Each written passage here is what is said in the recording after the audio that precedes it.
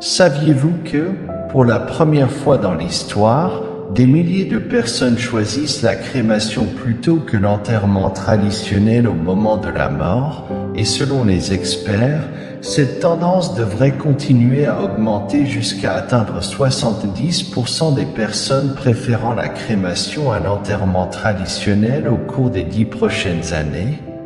Donc, la question est, la crémation est-elle quelque chose que les chrétiens devraient envisager? Parlons-en dans cette vidéo. D'accord, alors il y a 4 questions que je veux poser et répondre dans cette vidéo. La première question est, qu'est-ce que la crémation exactement?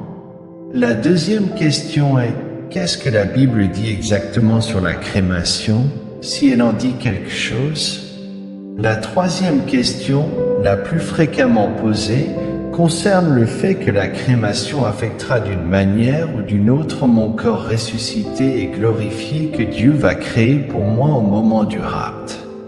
Enfin, la quatrième question est, je suis chrétien et je considère la crémation, quelles sont quelques-unes des choses que je devrais considérer alors que j'essaie de décider si je devrais être incinéré ou avoir un enterrement traditionnel? Donc, première question, qu'est-ce que la crémation exactement? Eh bien, la crémation est le processus par lequel la chaleur est appliquée au cadavre à des températures extrêmement élevées à l'intérieur d'une chambre de crémation, essentiellement en retournant le corps à ses éléments de base. La majeure partie du corps, y compris les tissus mous, est vaporisée, ne laissant que les os, qui sont ensuite brûlés pour devenir de la cendre sèche ou des particules d'os appelées cendres. Maintenant, la Bible dit, « Par la sueur de ton visage, tu mangeras du pain, jusqu'à ce que tu retournes dans le sol, car tu en as été pris, car tu es poussière et tu retourneras en poussière. » Donc, le concept ici de la crémation est l'idée que Dieu a utilisé la terre ou la poussière pour créer nos corps. Donc, essentiellement, lorsque vous passez par la crémation, vous retournez votre corps à l'état original dans lequel Dieu a utilisé pour créer l'humanité. Le parcours du corps à travers les flammes jusqu'à devenir des cendres est étroitement suivi par des études et des recherches visant à comprendre non seulement les aspects physiques, mais aussi les impacts environnementaux et sociaux de ce choix. Selon les données de l'association crématoire, on observe une augmentation constante, reflétant des changements dans les préférences sociales, des contraintes économiques et des considérations écologiques. Il est estimé que plus de 50% des Américains optent maintenant pour la crémation, un chiffre qui ne cesse d'augmenter au cours des prochaines décennies. Scientifiquement, la crémation se présente comme une alternative plus durable par rapport à l'enterrement traditionnel. Des recherches indiquent que les enterrements conventionnels occupent de vastes étendues de terre et impliquent l'utilisation de produits chimiques pour l'embaumement, des cercueils en bois et des pierres tombales qui ont ensemble un impact environnemental considérable. En revanche, la crémation, bien qu'elle consomme de l'énergie et émette du carbone, nécessite moins d'espace et de ressources, s'alignant sur un désir croissant de pratiques plus écologiques. En plus des considérations environnementales, la crémation reflète un changement dans les normes culturelles et religieuses. Alors que certaines traditions y voient une forme de purification et de libération, d'autres cherchent des orientations dans la Bible et les textes sacrés concernant cette pratique. Alors, question numéro 2. Que dit exactement la Bible, si elle dit quelque chose à propos de la crémation? Eh bien, il peut vous intéresser de savoir que dans plus de 200 occasions dans l'Ancien Testament où la mort est discutée, dans toutes ces occasions, l'enterrement traditionnel est le lieu et la méthode normaux par lesquels un corps est disposé. Mais nulle part dans la Bible il est dit que c'est la seule voie ou que cela devrait être la seule voie pour disposer d'un corps. Il existe plusieurs références dans la Bible à des corps de personnes étant brûlées, mais sans référence directe à la crémation. Permettez-moi de donner quelques exemples. Vous pouvez vous souvenir que Saül et ses fils ont été vaincus en bataille par les Philistins. Alors, quand certains des Israélites ont trouvé leur corps, il est dit ce qui suit: tous les hommes vaillants se levèrent, marchèrent toute la nuit, et enlevèrent le cadavre de Saül et les cadavres de ses fils du mur de Beth-Shan. Ils revinrent à Jabé et les brûlèrent. Ensuite, ils prirent leurs os et les enterrèrent sous le tamarisque à Jabé, et ils jeûnèrent 7 jours. Donc, probablement ce qui s'est passé ici, c'est que ces corps étaient dans un état peut-être mutilé ou simplement dans un état où ils étaient si détruits qu'un enterrement traditionnel approprié ou le transport de ces corps vers un endroit où ils pourraient être enterrés n'était tout simplement pas pratique. Et donc ils ont décidé de brûler les corps. Une autre référence à des corps étant brûlés mais pas nécessairement à la crémation est trouvée dans le 2e livre des Rois, chapitre 21, où il est dit: Manassé sacrifia aussi son propre fils par le feu. Et enfin, dans le 2e livre des Rois, chapitre 23, il est dit que Josia remarqua plusieurs tombes du côté de la montagne. Il ordonna alors que les os soient retirés et brûlés sur l'autel à Béthel pour le profaner. Il exécuta également les prêtres des sanctuaires païens sur leurs propres autels et brûla des os humains sur les autels pour les profaner. Encore une fois, ce sont des références à des corps étant brûlés, mais sans référence directe ou déclaration sur le processus ou le concept de la crémation ou d'avoir quelqu'un incinéré au moment de la mort. Dans la narration des événements décrits dans 2 Rois 23h6 et 20, l'action du roi Josia reflète une époque de réformes religieuses intenses dans le royaume de Juda. Ce moment de l'histoire biblique, riche en symbolisme et en signification, éclaire la complexité des pratiques funéraires et leur rôle dans le contexte culturel et spirituel de l'époque. Josia, dans sa détermination à purifier le culte et à restaurer une stricte adhésion aux préceptes de la Torah, entreprit une campagne vigoureuse contre les lieux de culte païens. L'acte de brûler des os humains sur les autels à Béthel n'était pas seulement une démonstration de désapprobation religieuse, mais une tentative d'éradiquer tout vestige de pratique considérée comme abominable. Cet acte, bien qu'il ne soit pas directement lié à la crémation en tant que pratique funéraire choisie ou en tant que rituel en soi, met en lumière la manipulation des restes mortels dans des contextes religieux et la puissante symbolique du feu dans la purification et la profanation. Scientifiquement, la crémation implique des processus qui ont été étudiés tant en termes d'efficacité que d'impact environnemental. Les chercheurs en archéologie et en anthropologie ont exploré comment différentes cultures à travers l'histoire ont traité leurs morts et quelles méthodes de crémation ont été utilisées. Ces études révèlent une variété de pratiques, allant de simples bûchers en plein air à des installations de crémation modernes qui minimisent l'émission de gaz nocifs. Sur le plan biblique, la manipulation des os et des restes mortels porte de profondes implications spirituelles. Par exemple, dans Nombre 19h16, il est dit que quiconque touche quelqu'un qui a été tué et enterré sera impur pendant 7 jours. Ce verset souligne la vision de la mort comme quelque chose imposant une séparation rituelle nécessitant une purification. Cependant, la crémation en tant que pratique de traitement des morts n'est pas directement mentionnée dans la Bible, laissant place à des interprétations et des adaptations au sein des principes chrétiens. De manière intéressante, la science moderne offre une nouvelle perspective sur la crémation, notamment en ce qui concerne la conservation de l'environnement. Les études environnementales comparatives entre les enterrements traditionnels et la crémation mettent en évidence comment cette dernière peut être considérée comme une alternative plus durable, réduisant l'empreinte écologique associée à l'utilisation des terres pour les cimetières et à la décomposition des corps qui libèrent du méthane, un puissant gaz à effet de serre. Ainsi, le récit autour de la crémation, entrelacé de réflexions bibliques et d'apports scientifiques, transcende la simple disposition des restes mortels. Il touche à des questions fondamentales sur la pureté, la mémoire, l'identité et la continuité spirituelle dans le contexte contemporain.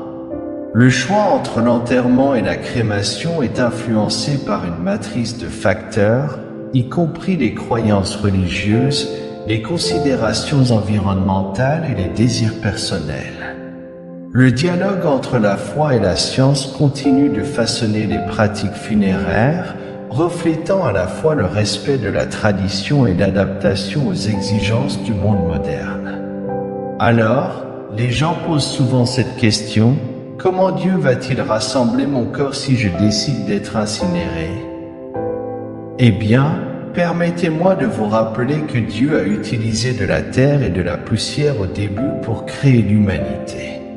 Alors, si Dieu a utilisé de la terre et de la poussière pour créer l'homme, ne pensez-vous pas que Dieu est assez puissant pour utiliser de la poussière ou des cendres pour recréer votre corps? C'est la première chose. Mais la deuxième chose est que lorsque vous pensez au fait qu'il y a toutes sortes de façons dont les corps des gens peuvent être détruits, vous pourriez être mangé par un lion ou être mangé par un requin dans l'océan, ou vous pourriez être tué dans une explosion de guerre, ou vous pourriez être brûlé, n'est-ce pas? Donc, Dieu n'est limité par aucune de ces choses en termes de la façon dont nos corps sont disposés. Il n'est pas limité dans sa capacité à être capable de recréer un corps que nous aurons pour toute l'éternité. Mais la chose la plus importante à comprendre est que, selon combien de temps une personne est morte, nous allons tous, à un moment donné, décomposer en poussière de toute façon. Si vous regardez la science, vous verrez que cela prend du temps pour que les tissus se décomposent. Parfois, cela peut prendre plus de temps que cela. Et puis, cela peut prendre des mois, des années pour que tout notre corps se décompose complètement jusqu'à ce qu'il ne reste qu'un squelette. C'est ce qu'on appelle la squelettisation, croyez-moi. Et puis, cela peut prendre des décennies, voire des siècles, pour que notre squelette se décompose complètement en poussière, selon le sol où le cercueil a été mis en terre ou le type de cercueil ou quoi que ce soit. Mais cela peut prendre des décennies, voire des siècles, pour que nos corps se décomposent complètement en poussière. Alors, selon combien de temps une personne a été morte, la réalité est qu'ils finiront en poussière de toute façon, nous tous, n'est-ce pas? Sauf si vous mourrez et que le Seigneur revient peut-être le lendemain, ou l'année prochaine, ou quoi que ce soit. Alors, tout le point est que Dieu n'est pas limité par la façon dont nos corps sont disposés en ce qui concerne son pouvoir de recréer un corps glorifié. Les études scientifiques sur la décomposition montrent que le processus est influencé par de nombreux facteurs, notamment la température, l'humidité et la présence de micro-organismes. Ces études sont corroborées par des recherches en taphonomie, la science qui étudie les processus de décomposition, de fossilisation et de préservation des organismes après la mort. Elles expliquent comment le corps humain se désintègre avec le temps en composants plus simples, finissant par redevenir partie intégrante de la Terre dans un processus qui peut varier considérablement en durée. Parallèlement, les Écritures offrent une vision réconfortante de la transitoire de la vie physique et de la promesse de la vie éternelle. Dans 1 Corinthiens 15, 42-44, Paul parle de la résurrection des morts en disant « Ainsi aussi est la résurrection des morts. On sème le corps corruptible, on le ressuscite incorruptible. On sème en déshonneur, on le ressuscite en gloire. On sème en faiblesse, on le ressuscite en puissance. On sème un corps naturel, on le ressuscite un corps spirituel. Cet passage reflète la croyance chrétienne selon laquelle, bien que le corps physique puisse périr et retourner à la poussière, il existe une forme d'existence qui transcende la matérialité, une existence spirituelle éternelle promise à tous les croyants.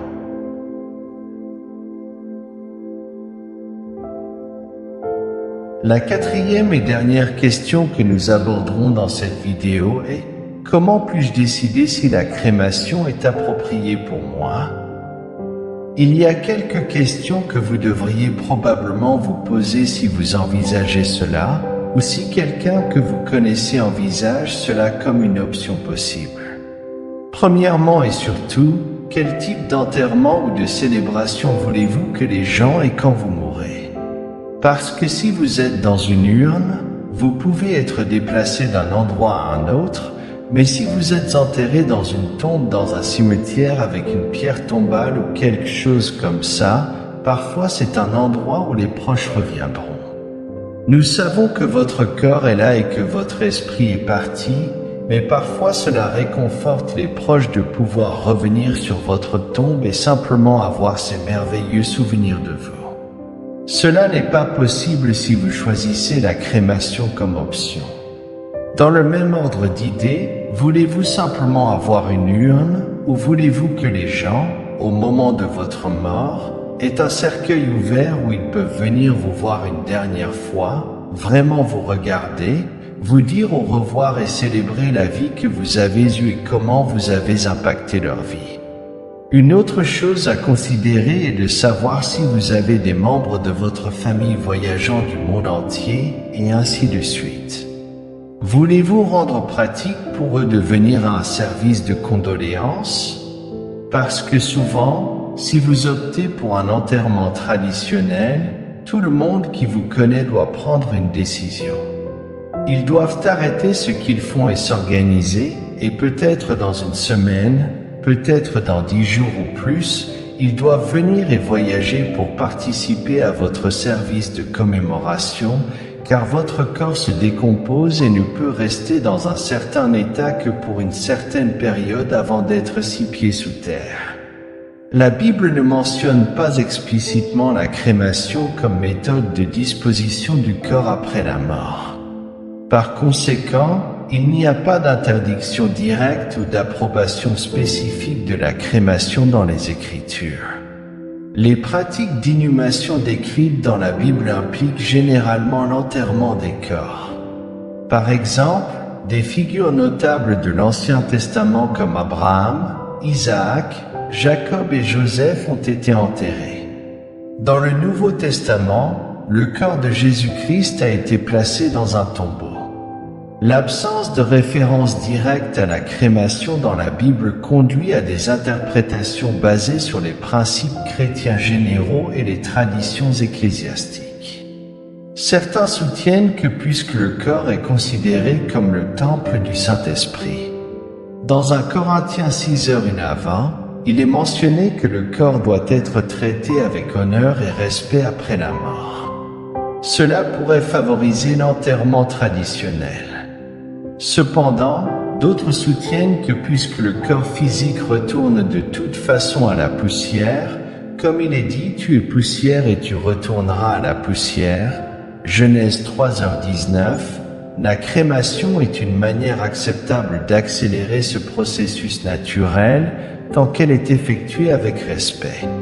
Certains courants chrétiens avaient autrefois des restrictions sur la crémation, basé sur la croyance en la résurrection des morts. On craignait que la crémation puisse empêcher la résurrection.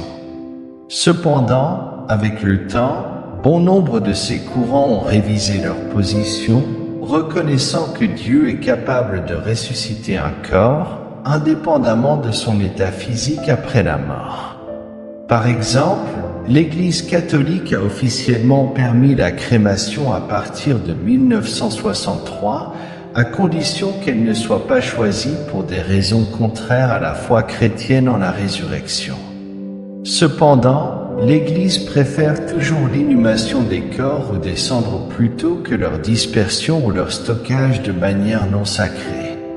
Ainsi, la décision concernant la crémation est souvent laissée au discernement individuel et aux croyances personnelles dans le cadre de la foi chrétienne.